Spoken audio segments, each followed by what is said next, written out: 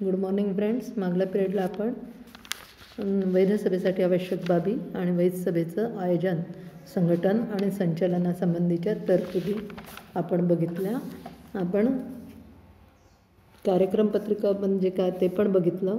आता आपण बघणार आहोत सभेचे योग्य प्रकारे संघटन करणे. तर याच्यातला पहिला मुद्दा आहे गणसंख्या.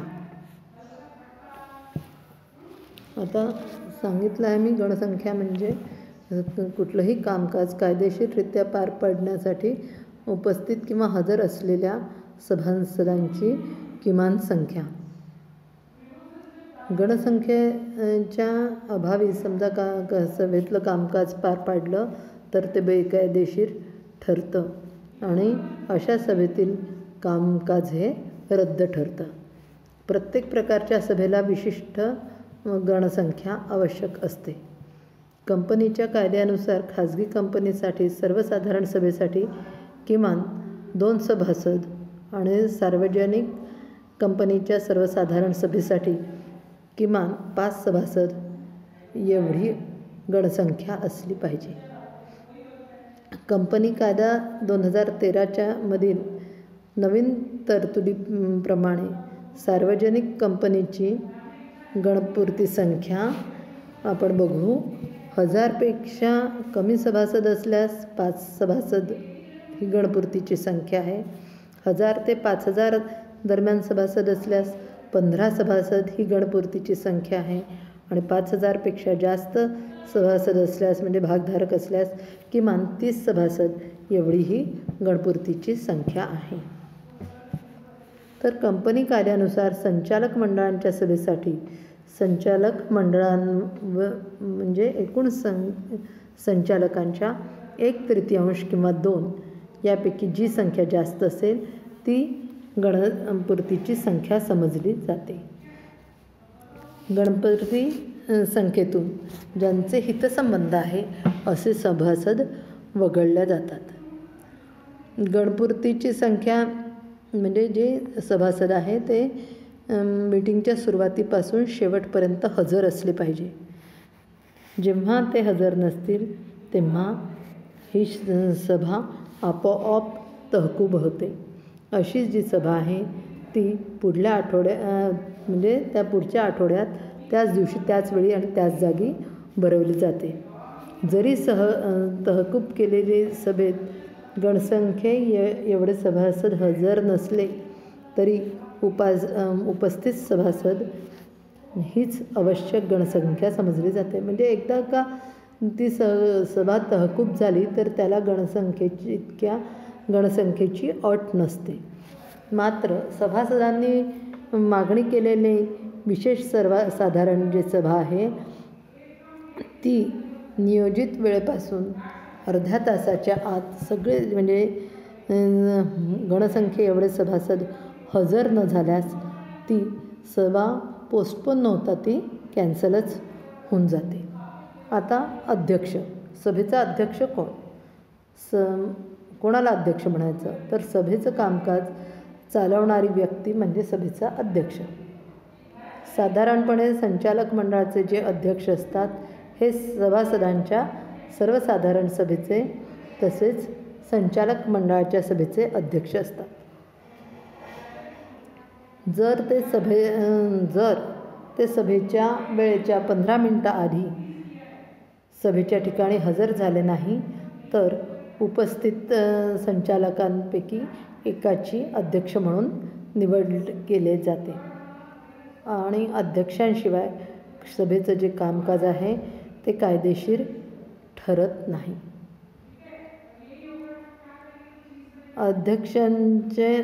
सभेच्या अध्यक्षांना जे अधिकार असतात त्यांना काही अधिकार दिलेले असतात. तर आता जे कुठले अधिकार आहेत ते आपण बघू.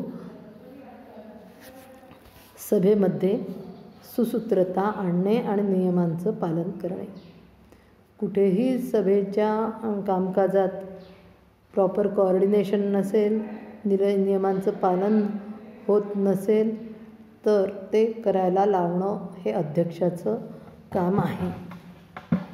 सभेतल्या वक्त्याच्या भाषणांचा क्रम ठरवणं, म्हणजे कोण आधी बोलेल याचा क्रम लावणं हे आवश्यक असतं. त्याच्यानंतर सभेत बोलणाऱ्यांवर नियंत्रण ठेवणे आणि सभेतील अनावश्यक चर्चा टाळणे. जे कोणी एखादी व्यक्ती सभेत जास्त वेळ बोलत असेल तर तिच्यावर नियंत्रण ठेवलं जातं आणि विनाकारण चर्चा होत असेल तर ती थांबवली जाते. कारण सभेचा मुख्य उद्देशच हा असतो की ते कामकाजासाठी ती सभा असते, त्याच्यामुळे तिथे फालतू बडबड चालत नाही. सभा तहकूब करणे. समजा काही कारणांनी सभेत अनुचित प्रकार घडला तर ती सभा तहकूब करण्याचं अधिकार सभेच्या अध्यक्षांचे असतात किंवा गणसंख्या नसेल तरीही सभा तहकूब करण्याचा अधिकार अध्यक्षांचा असेल. सभेचे मत अजमावणे आणि मतदानाचा निर्णय द्या. सगळ्या सभासदांचं काय मत आहे आणि त्याप्रमाणे मतदान घ्यायचं आहे का याचा निर्णय जाहीर करण्याचं काम पण सभेच्या अध्यक्षांचं असतं. सभेत ज्या कामकाज झालं त्याचं इतिवृत्त जे असतं, त्याचं कुठल्या कुठल्या विषयावर चर्चा झाली त्याला इतिवृत्त म्हणतात आणि त्या इतिवृत्तावर सही करणं हे सभेच्या अध्यक्षाचं काम असतं, म्हणजे आवश्यक असतं, त्याचा अधिकार असतो. कार्यक्रम पत्रिकेतला समजा विषयांचा क्रम अध्यक्षाला वाटलं तर तो बदलू शकतो, म्हणजे 5व्या नंबरवरचा मुद्दा 1ल्या नंबरवरही डिस्कस होऊ शकतो, पण त्याला अध्यक्षांची संमती असणे आवश्यक असतं. आता निर्णायक मत. समजा दोघांना एखाद्या ठरावाच्या बाजूनी आणि विरुद्ध दोन सारखेच मतं पडले तर त्या अध्यक्षाला त्याचं निर्णायक मत वापरण्याचा अधिकार असतो. आता हे निर्णायक मत म्हणजे काय, म्हणजे प्रस्तावाच्या आत्ताच मी सांगितलं, प्रस्तावाच्या बाजूनी आणि विरुद्ध सारखीच मतं पडली तर या निर्णायक मताचा अध्यक्षाला वापर करता येतो. एकदा त्यांनी मत दिलेलं असतं पण हे त्याचं निर्णायक मत असतं की जे त्याला वापरता येतं, त्यालाच निर्णायक मत, आणि हा अधिकार फक्त सभेच्या अध्यक्षालाच असतो. असंही होऊ शकतं की त्या अध्यक्षाने पहिल्यांदा प्रस्तावाच्या बाजूने निर्णय दिला असेल, आपण त्याचं निर्णायक मत हा प्रस्तावाच्या विरुद्ध बाजूनी पण देऊ शकतो आणि हा निर्णय घेताना अध्यक्षाने कंपनीचं हित विचारात घेऊन निर्णय दिला पाहिजे. आता तसंच सभेच्या अध्यक्षाची काही कर्तव्ये असतात. सभा योग्य प्रकारे बोलवल्याची व संघटित केल्याची त्यांनी खात्री करून घेतली पाहिजे. सभेच्या कामकाज नियमानुसार चालत आहे व कार्यक्रम पत्रिकेवरील क्रमानुसार मुद्द्यांची चर्चा होते आहे की नाही याची खात्री सभेच्या अध्यक्षांनी करून घेतली पाहिजे. म्हणजे एकतर काम नियमानुसार चाललं पाहिजे आणि जे कार्यक्रम पत्रिकेत जे मुद्दे आहेत त्याचप्रमाणे ते कामकाज चालणं आवश्यक असतं. सर्व सभासदांना आपलं मत व्यक्त करण्याची समान संधी मिळते आहे का हे पाहणंसुद्धा सभेच्या अध्यक्षाचं कर्तव्य असतं. आणि सभेमध्ये साधारणपणे शिस्त पाळली जाते आहे की नाही हे पाहण्याचं कामसुद्धा सभेच्या अध्यक्षाचं असतं. आता सभेत आपण पुढलं बघणार आहोत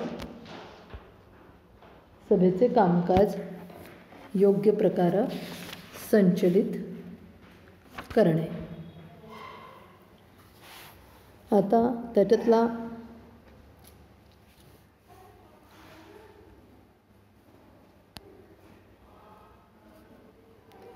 सभेचं कामकाज योग्य प्रकारे संचलित करण्यासाठी पहिल्यांदा आपण बघू प्रतिनिधी म्हणजे एखादा सभासद स्वतः त्याला व्यक्तिशः हजर राहणं शक्य नसेल तेव्हा तो स्वतःच्या जागी त्याच्या प्रतिनिधीची नियुक्ती करतो आणि तो प्रतिनिधी सभासदाच्या वतीने उपस्थित राहून मतदान करू शकतो. म्हणजे अनुपस्थित सभासदाच्या वतीने सभेला जो उपस्थित राहणारी व्यक्तीला प्रतिनिधी असं म्हणतात. प्रतिनिधी म्हणजे सभेस उपस्थित राहून मतदान करण्यासाठी नियुक्ती केलेली व्यक्ती असंही म्हणू शकतो, किंवा ज्या अर्जाद्वारे प्रतिनिधीची नेमणूक केली जाते तो अर्ज म्हणजे किंवा तो दस्तावेज म्हणजे पण प्रतिनिधी मानला जातं. प्रतिनिधीच्या नेमणुकीविषयी काही कायदेशीर तरतुदी असतात. जसं भाग भांडवल असलेल्या कंपनीतील सभासदाला प्रतिनिधीची नेमणूक करण्याचा कायदेशीर अधिकार आहे. म्हणजे जी भागभांडवलाद्वारे जी कंपनी अस्तित्वात आले त्याचा जो भागधारक आहे त्याला प्रतिनिधीची नेमणूक करण्याचा अधिकार आहे.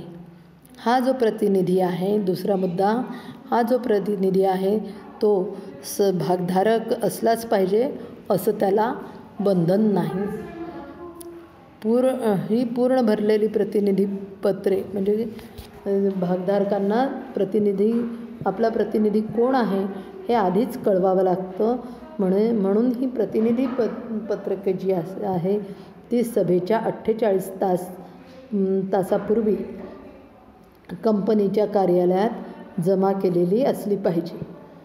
खाजगी कंपनीच्या सभासदाला एकापेक्षा अधिक प्रतिनिधीची नेमणूक करता येत नाही आणि सार्वजनिक कंपनीच्या सभासदाला नियमात तशी तरतूद असेल तर एकापेक्षा अधिक प्रतिनिधींची नेमणूक करता येते.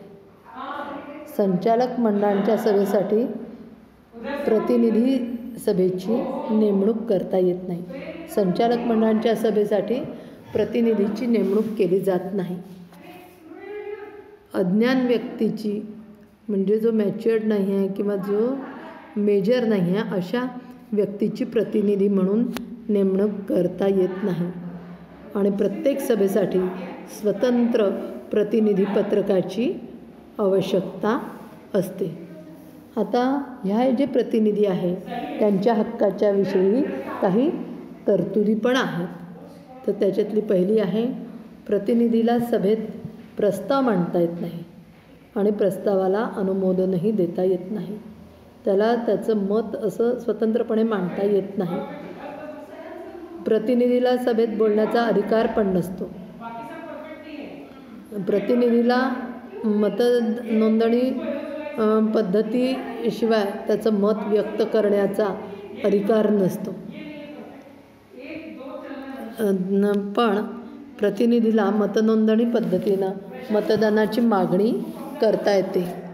प्रतिनिधीला सभेत प्रतिनिधी पत्रके किंवा इतिवृत्तावहीची तपासणी करता येत नाही. जे मिनिट बुक्स आहे ते त्या प्रतिनिधीला बघता येत नाही. प्रतिनिधीची नेमणूक केल्यानंतरही सभासद जेव्हा स्वतः हजर राहिला म्हणजे प्रतिनिधीची नेमणूक केली आहे पण सभासद स्वतः जरी हजर राहिला तर प्रतिनिधीची नेमणूक आपोआप कॅन्सल होते आणि प्रतिनिधीची नेमणूक तहकूब केलेल्या सभेतही वैध ठरते. म्हणजे ती पोस्टपोन समजा केली असेल सभा तर त्या सभेतसुद्धा प्रतिनिधीची जी नेमणूक आहे ती वैध ठरते. प्रतिनिधीचे सर्वसाधारण प्रतिनिधी, विशेष प्रतिनिधी असे प्रकार असतात. सर्वसाधारण प्रतिनिधीला सभेतील सर्व प्रस्तावावर मतदान करता येते आणि विशेष प्रतिनिधीला मात्र विशिष्ट प्रस्तावावरच त्याला मतदान करता येतं. तर पुढला जो मुद्दा आहे तो प्रस्ताव, त्याला म्हणतात मोशन. तर सभेपुढे चर्चा करून जो सभेपुढे विषय मांडला जातो, ज्याच्यावर चर्चा होते म्हणजे चर्चा करून निर्णय घेण्यासाठी मांडलेल्या विषयाला प्रस्ताव असं म्हणतात. प्रस्ताव सभेपुढे विचारात घेऊन स्वीकारण्यासाठी ठेवला असतो. सभेमध्ये प्रस्तावावर पुरेशी चर्चा होते, त्यानंतर मतदान घेतलं जातं. सभेने जर प्रस्ताव मंजूर केल्यानंतर त्याचे ठरावात रूपांतर होतं. म्हणजेच मंजूर प्रस्तावाला ठराव असं म्हणतात. प्रस्ताव मांडणाऱ्या सभासदाला सूचक म्हणतात, तर त्याला पाठिंबा देणाऱ्या सभासदाला अनुमोदक असं म्हणतात. प्रस्तावाबाबतची काही नियम आहे, काही त्याची वैशिष्ट्य आहे, ते बघू. प्रस्ताव हा लेखी स्वरूपात असावा. त्यावर म्हणजे प्रस्ताव नेहमी लेखी स्वरूपातच असला पाहिजे. त्यावर ते मांडणाऱ्याची आणि सूचकाची पण सही असावी. प्रस्ताव हा सभेच्या अधिकार क्षेत्रातील व सभेतील कामकाजाशी सुसंगत असावा. प्रस्ताव जो आहे तो सभेच्या अधिकारातला असला पाहिजे आणि कामाशी सुसंगत असला पाहिजे. प्रस्ताव निश्चित स्वरूपात सभेपुढे होकारार्थी भाषेत मांडलेला असावा. त्यात कुठल्याही प्रकारची संदिग्धता असू नये. म्हणजे आपण म्हणालं पॉझिटिव्हली तो मांडलेला असा पाहिजे, पॉझिटिव्ह लँग्वेजमध्ये असला पाहिजे आणि त्याच्यातनं कुठलाही दुसरा अर्थ निघू नये. या प्रस्तावाला किमान एका सभासदाचा पाठिंबा असला पाहिजे आणि प्रस्तावाला सभासदांचं अनुमोदन पण असलं पाहिजे. सभेच्या संमतीखेरीज तो प्रस्ताव मागे घेता येत नाही. सभेतल्या सदस्यांच्या संमतीखेरीज प्रस्ताव मागे घेता येत नाही. प्रत्येक सभासदाला प्रस्तावावर फक्त एकदाच बोलता येतं. फक्त जो प्रस्ताव मांडणारा असतो तो प्रस्ताव मांडताना एकदा आणि चर्चेसाठी दुसऱ्यांदा असा 2 वेळा प्रस्तावावर बोलू शकतो. बाकी एकदाच प्रत्येक सभासदाला प्रस्तावावर फक्त एकदाच बोलता येतं. प्रस्तावाच्या शब्दरचनेत प्रस्ताव मतांसाठी ठेवण्यापूर्वी एखाद्या सभासदाला दुरुस्ती सुचवता येते. म्हणजे मतदानासाठी तो प्रस्ताव येण्यापूर्वी एखाद्या सभासदाला वाटलं तर त्याच्याला दुरुस्ती सुचवता येते. आता आपण बघू प्रस्तावाचे प्रकार. प्रस्तावाचे औपचारिक प्रस्ताव आणि दुरुस्त प्रस्ताव असे 2 प्रकार आहेत. त्याच्यापैकी पहिलं जे आहे औपचारिक प्रस्ताव, ज्याला फॉर्मल मोशन असं म्हणतात. हा जो प्रस्ताव आहे हा सभेच्या कार्यपद्धतीशी संबंधित असतो. तो मांडण्याचा मागचा उद्देश असा असतो की सभेमध्ये जे विचारांसाठी विषय ठेवले आहे त्याची चर्चा पुढे ढकलण्याचा, चर्चा बदलण्याचा किंवा चर्चा थांबवण्याचा असतो. असा प्रस्ताव सभेतील निर्णय प्रक्रियेला गती देत असतो. म्हणजे औपचारिक प्रस्ताव जो आहे तो सभेतील निर्णय प्रक्रियेला गती देत असतो. कारण एखाद्या विषयावर अनावश्यक चर्चा सुरू असेल तर ती पुढे ढकलल्या जाऊ शकते, थांबवण्या जाऊ शकते किंवा त्याचा ओघ पण बदलला जाऊ शकतो. त्याचे प्रकार आपण बघू. पहिला जो आहे तो चर्चाबंद प्रस्ताव. एखाद्या विषयावर खूप वेळ आणि निरर्थक चर्चा थांबवण्यासाठी हा प्रस्ताव मांडला जातो. एखाद्या उपस्थित सभासदाला वाटलं की चर्चा फार लांबली आहे तर तो हा प्रस्ताव मांडतो आणि प्रस्तावावरील चर्चा थांबवून त्यावर ताबडतोब निर्णय घ्यावा असा प्रस्ताव तो संबंधित सभासद मांडतो. त्यानंतर हा औपचारिक प्रस्ताव मंजूर झाला तर अध्यक्ष चर्चा थांबवतो आणि मूळ प्रस्तावावर मतदान घेतो. जर हा प्रस्ताव फेटाळला गेला तर ती चर्चा तशीच सुरू राहते. म्हणजे चर्चाबंदीचा प्रस्ताव फेटाळला गेला तर चर्चा तशीच सुरू राहते. दुसरा त्याचा प्रकार आहे पूर्व प्रश्न प्रस्ताव. हा प्रस्ताव मांडण्यामागे मूळ प्रस्तावावरील चर्चा बाजूला ठेवणं हा मुख्य उद्देश असतो. या प्रस्तावाच्या सूचकाला असं वाटलं की आपण मांडलेल्या प्रस्तावावर अधिक चर्चा होऊ नये, त्वरित निर्णय घेऊ नये असं जेव्हा वाटतं तेव्हा हा औपचारिक प्रस्ताव थोड्या काळासाठी बाजूला ठेवण्यासाठी सुचवला जातो. या अनौपचारिक प्रस्तावाचा मसुदा सध्या हा प्रस्ताव उपस्थित केला जाऊ नये किंवा सध्या हा प्रश्न उपस्थित केला जाऊ नये असा असतो. जर हा प्रस्ताव सभेने मंजूर केला तर मूळ प्रस्तावावरील चर्चा बंद होते आणि हा अमंजूर झाला किंवा नामंजूर झाला किंवा फेटाळला गेला तर मूळ प्रस्तावावर पुन्हा मतदान घेतलं जातं. याच्या पुढे आपण बघणार तिसरा प्रकार जो आहे औपचारिक प्रस्तावाचा, तो कार्यक्रम पत्रिकेवरील पुढील कामकाज सुरू करण्याचा प्रस्ताव. तर या प्रस्तावाचा उद्देश पूर्व प्रश्न प्रस्तावासारखाच असतो. या प्रस्तावाचा मसुदा पुढील म्हणजे सभेने कार्यक्रम पत्रिकेवरील पुढील कामकाज सुरू करावे याने त्याची सुरुवात होते. जेव्हा एखाद्या सभासदाला असं वाटतं की सभेपुढे आलेला विषय कमी महत्त्वाचा आहे आणि इतर महत्त्वाचे विषय निर्णय घेण्याचं राहून जातील, तर तेव्हा तो सभासद हा औपचारिक प्रस्ताव मांडतो आणि मग तो म्हणतो की सध्या या विषयावर कामकाज म्हणजे याच्यावर चर्चा न करता आपण पुढल्या विषयावर चर्चा करू. हा प्रस्ताव सभेने मान्य केल्यास मूळ प्रस्ताव लगेच वगळला जातो आणि हा प्रस्ताव समजा अमान्य झालास तर मूळ प्रस्तावावर चर्चा तशीच सुरू राहते. पुढला आहे तहकुबीचा प्रस्ताव.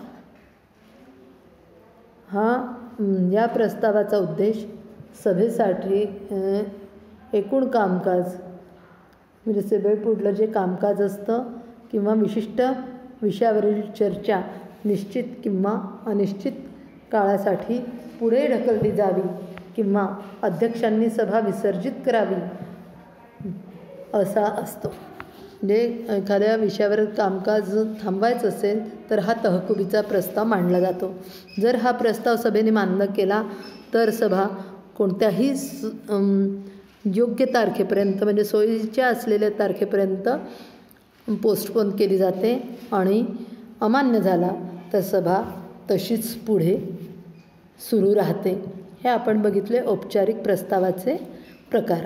आता दुसरा जो प्रकार आहे प्रस्तावाचा तो आहे दुरुस्त प्रस्ताव. आता दुरुस्त नावावरूनच आपल्याला कळतं की त्याच्यात काहीतरी दुरुस्ती आहे. म्हणजे प्रस्तावात दुरुस्ती करून जो